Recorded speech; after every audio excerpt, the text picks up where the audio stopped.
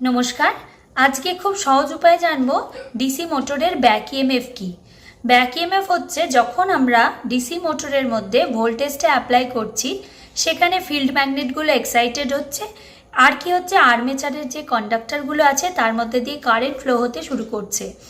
এবার একটা টর্ক, যেটা ড্রাইভিং টর্ক বলে, সেই টর্কটার জন্য আর্মেচারের ওপর প্রেশার ক্রিয়েট হচ্ছে আর আর্মেচারটা কী করছে, রোটেট হতে শুরু করছে। যেহেতু ফিল্ড ম্যাগনেটগুলো এক্সাইটেড হয়ে রয়েছে, সেখানে একটা ম্যাগনেটিক ফিল্ড রয়েছে।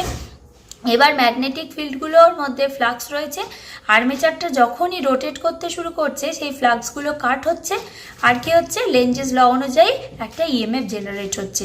সেই ইএমএফটাকেই বলা হয় ব্যাক ইএমএফ, কারণ এটা হচ্ছে আমরা যে ভোল্টেজটা অ্যাপ্লাই করছি, এই ইএমএফ যেটা জেনারেট হচ্ছে ঠিক তার অপোজিট ডিরেকশানে হয়, তাই জন্য এটাকে আমরা ব্যাক ইএমএফ বলি। এই ব্যাক ইএমএফের জন্যই আমাদের কি হচ্ছে, ইলেকট্রিক্যাল এনার্জিটা মেকানিক্যাল এনার্জিতে কনভার্টেড হচ্ছে। আর ম্যাক্সিমাম মেকানিক্যাল এনার্জি আমরা কখন পাচ্ছি, যখন অ্যাপ্লাইড ভোল্টেজের হাফ হচ্ছে ব্যাক ইএমএফ, তখন আমরা ম্যাক্সিমামটা পাচ্ছি।